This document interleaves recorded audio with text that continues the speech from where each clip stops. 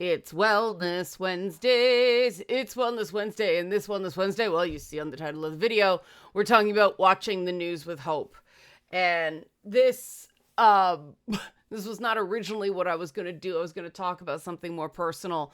But then I read a couple comments and went, no, I'm not in the mindset to, rip a Band-Aid off something really personal. So, and I thought, that's setting an internal boundary. That is me making the right choice for me about how much people have access to my inner workings. And my rule is if I'm not 100% sure that I can handle asshole comments on the subject, then I'm just not going to do it, because there are going to be asshole comments, right? Just like there's going to be news these days that is designed to freak us out.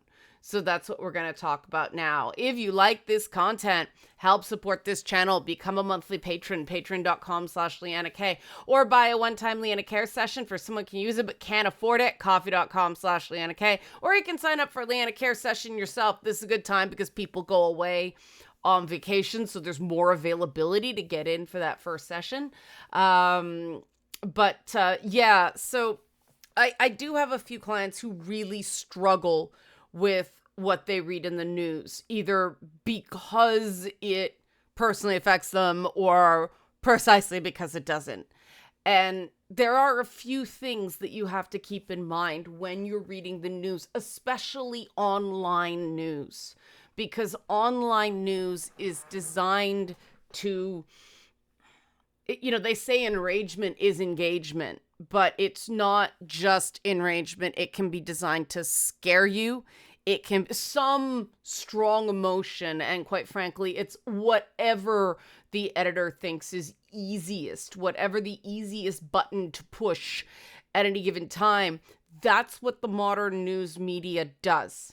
There's a reason you see so many articles that are why a game is shit or why something fails, as opposed to why something is good.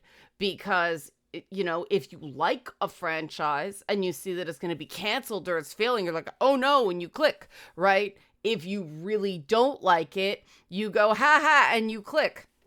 And I make a point to read articles with an opposite opinion to me. So yes, I did read articles from people who like The Last of Us 2 and like the plot twist there and aren't happy with the changes to Abby on the TV show. But I'm personally surprised at that people mature enough to write for major gaming websites or gaming sections in much larger websites don't realize that the entire problem with Abby is she can't exist in nature in the form she was in. And I guess they wanted the muscles over more of a facial similarity. But I did look at the opinions, and that's the thing. A lot of people don't. A lot of people just want the comforting confirmation bias. They want stuff that agrees with them because the alternative is too much. It's too hard to disagree, especially because a lot of the articles that are written do have this edge of, well, you're a bad person if you don't agree with me. And an article that does not know you can't judge you that way. And that's an important thing to, if you are going to read commentary. Personally, I limit the commentary I read, unless it is specifically that. I've been searching out a lot of Verso ending defenders, and ended up coming to a completely different defense of that ending, which I have seen nowhere. If you want that, let me know. Leave a comment if you want that discussed. Because, yeah, I have not seen it anywhere. And I came up with it because I was challenging myself to try to understand the other side, taking my own advice from Monday, saying it's not wrong. It's not bad. It's just different. It's a different framing. That's how the game was designed. And the more you do that, the better you get at it. And the more it becomes a positive experience rather than a negative one. I do read Fox News. Granted, the Fox News website is very different than the primetime entertainment programming. Same way NBC News is very, very different than, like NBC News, the website is very, very different than MSNBC's evening programming, or even NBC's local news broadcasts or NBC National News, because it's different audiences. And because, standard TV audiences are older, they're used to a different kind of news, you cannot freak them out the way people try to online. And that's another thing I suggest, is if you can, make a point of sitting down and watching your local news broadcast on TV, any of them, and see how different they are. Try to get a local news app on your phone that actually covers community events, not something that nationalizes the news. The CP24 app in the Toronto area is, for me, a good one for that. It actually reports like local goings on.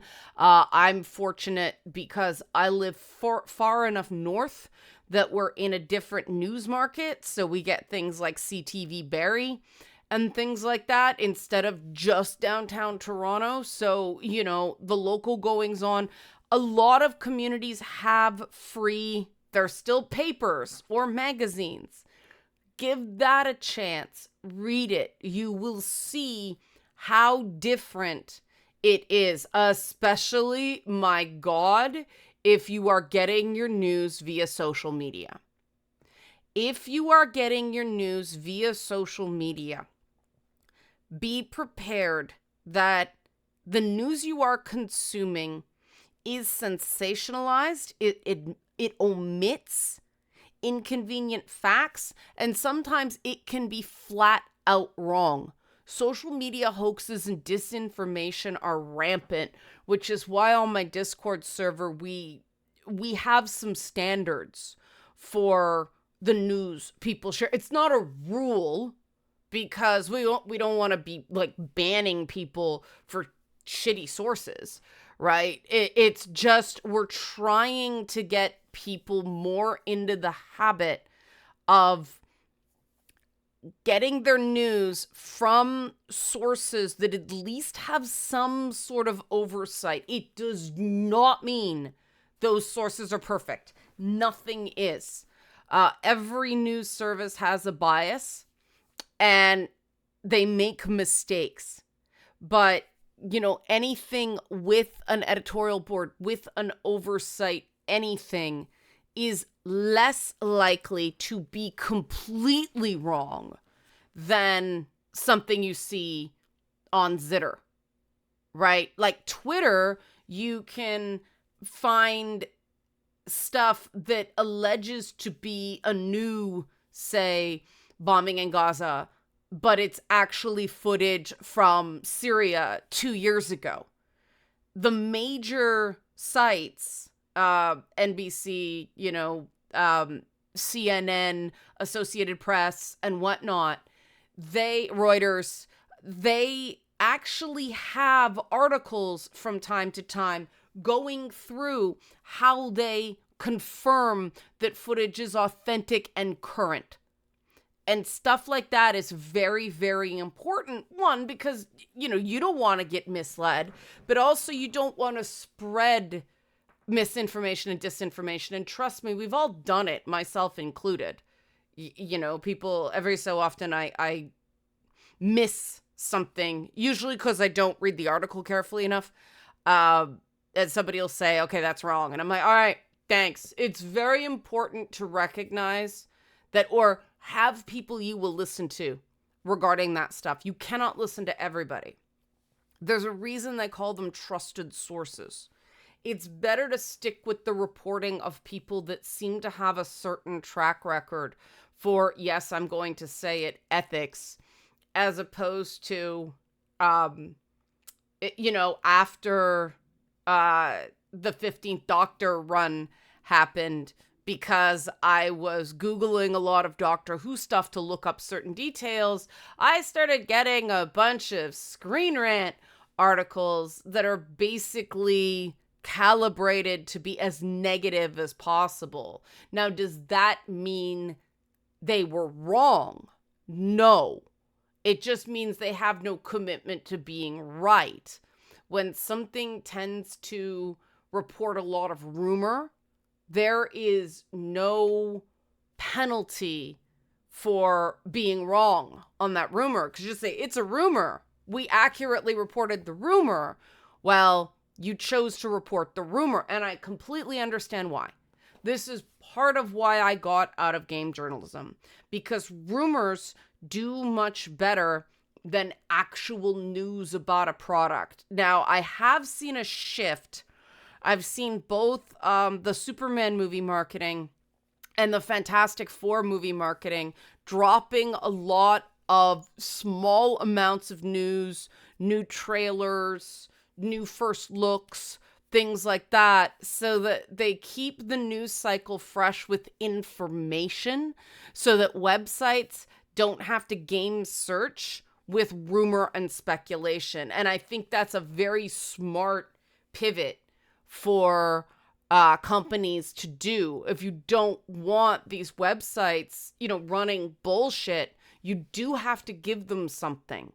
And that's something that gaming really, really was bad about. When I was a games journalist, they'd gone through this retraction of no, let nothing through, talk to no one.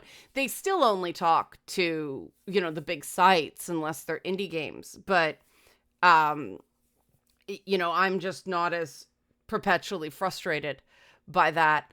Game devs complain that the average gamer doesn't understand well enough what goes into making a game, but their marketing people are deliberately not giving journalists the access and the devs permission to talk about that. And I very much agree that the average person who plays games don't understand what really goes into making a game, and so some of the expectations accordingly are not feasible. But I don't think the average person who's talking in good faith is doing that deliberately, right? They just don't know. And that's because game marketers and PR people are trying to run a zero error campaign, and that's never going to happen. You want to get more check marks on your board. So if one thing goes badly, and something will go badly, there's more to cushion it. And, the reason I talk about this, a lot of people do consider this stuff news. News does not consider things like gaming news and movie news. They consider it entertainment news, which doesn't go through the same strict standards. So if you see anything political in what used to be the entertainment section, it's been less vigorously vetted, which is why I wish that entertainers would stop talking about politics, but I completely understand why they do it, because their fan bases demand it. And parasocial, collectively, we have not figured out the whole parasocial thing yet. But this is all stuff you're like, how am I supposed to keep all of this in mind? And the reality is you can't. It's God. I've been doing this for, yikes, almost 30 years, 28 years. So I've had a lot of time to sort of, my bullshit detector is very attuned. But what you can do, first of all, is, one, consider your source. If it's anything online, assume that it's designed to make you feel some sort of negative emotion. And even if somebody's going, I love this, they're probably going, fight me. They're exaggerating certain elements of why they enjoy it, in the gamers don't have to be your audience, gamers are over kind of thing, right? That kind of hyperbole that upsets people. Now you understand. So take that with a grain of salt. And there is nothing wrong with stepping back from the news, and you will see news that's more like for normies. Like here it's the CBC. There will be some sort of, and Fox News does this too. If you watch Fox News, right, they have these breathers. They have these feel-good pieces. Like the one I watched earlier today was a moose sticks his head in a car. Yes, we do that in Canada. The major news coverage on an Instagram video of a moose sticking his head in someone's car, right? It, I guess the equivalent in the US would be, a bald eagle landing somewhere. Like, it's just so, yes, we do this. We sometimes lean into stereotypes, but also this is just our wilderness. Animals get the better of us a lot of times because they're bigger than us, and it's theirs, right? It's not ours. Those undeveloped areas. And it is okay to watch those. It is okay to take breathers. You are not informing yourself if you are traumatizing yourself or causing yourself panic attacks. If you are feeling anxiety, thinking about consuming news, or when you open those apps, it's time to step back and detox. Yes, that is exactly what those things are designed to do. You don't have to take the bait. Breaking news is often wrong anyway, especially when it's, an active situation. So it's better to wait and see what the firmed up facts are. So you don't have to instantly be completely 100% formed. You're not going to be, right? But also, I have to be able to talk about it. No, you don't. Learn. I don't know. I don't know enough about this.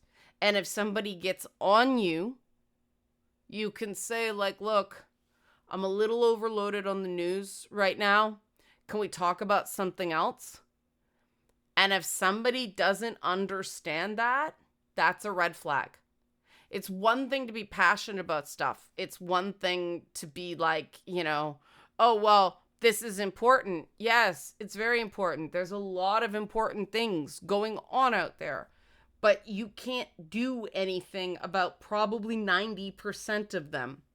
You can feel like you're doing something, but how tangible the action is varies, individual mileage really varies on that one. So it's okay. It's okay to pace yourself. In fact, it's essential to pace yourself, especially with this nut stuff like a voter-rama is going on within the Senate right now over Trump's big, beautiful bill. And these sorts of things, if you follow politics long enough, these theatrics happen with everything. They are likely going to pass something because they need to. And what it looks like, unless you want to drop a call to your senator now and you live in a Republican district, we don't know what it's going to look like. They don't know what it's going to look like. And it's not forever, even if it's really bad. And in this case, it could be really bad. If people do get their Medicaid cut, that is catastrophic for the people involved. And there are a few people I work with who might be affected by that. And it's better to think about, okay, we'll solve that problem when it happens, as opposed to going, oh no, it'll be okay. I don't find that reassuring at all, because you sort of feel like you're lying, right? You're lying to yourself. So don't lie to yourself. Don't try to convince yourself it's going to be okay. It will eventually be okay, and then it won't be okay again, and then it will be okay again, and it won't be okay again. But that's life, right? And the best thing you can do is to strengthen those relationships, expand your social networks, meet people who have your back. And that's not going to be every person you meet, right? So you got to go through the process of trial and error. But that's the best thing you can do for your own long-term well-being. Because, one of the things we try to do in my community is we help each other. And we might not be able to send money for everything. That's a big problem right now, is donation fatigue. But, we can offer advice or offer services or something like that just to get people through. And really, you can do something about that. So things look very different in history compared to in the news. And if you want to see that, pull up some articles from news headlines. They're usually in historical archives about something that you are very aware of. You really understand, a historical point, and see how the news articles were different than the information that ended up being accepted as fact. The news is wrong a lot. And while it's important to stay informed, have a basic idea of what's going on, it is not worth your mental health. It isn't. I don't care how many well-meaning, politically active friends insist it is. If you have to step away from activist and advocacy groups, I've been doing a lot of that lately. Do it. If it's for your own well-being, trust me, other groups will be there, or the same groups will be there when you get back. Absolutely no one should expect you to compromise your mental health for a cause, because these things are marathons, not sprints. If you get involved in something, you have to be prepared to stick with it for a minimum of 10 years for any lasting change to happen. So obviously you got to step back sometimes for your own well-being, right? You got to take breaks. You got to get your strength back. And I've heard a lot of people talk about how tired they are. Yeah, because our adrenal glands are getting jacked every time, we go online. There's and you can't be in that state all the time. It's literally bad for you. So, limit how many hours you consume news. Get on a schedule. I read news. I read a little bit before I start work, and then I'll do a little bit afterward. And that's it. I stopped reading news before I go to bed, unless it's like a funny entertainment story that I saved from earlier. Like last night, it was $6 Million Man bloopers. The old Lee Majors show. Yeah, that. Don't read news right before you go to bed. It will affect your sleep.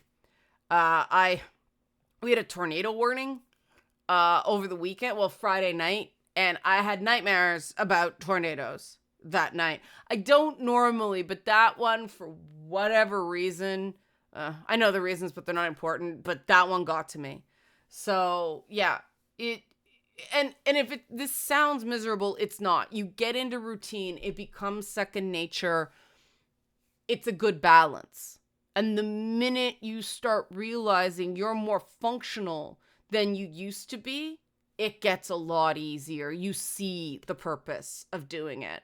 Help support this channel. Become a monthly patron, patreon.com/LeannaK, or buy a one-time Leanna Cares session for someone who can use it but can't afford it, coffee.com/LeannaK, or sign up for a Leanna Cares session yourself. Link is in the description box of this video, or like and subscribe if you like this content. Thanks for watching, and be well.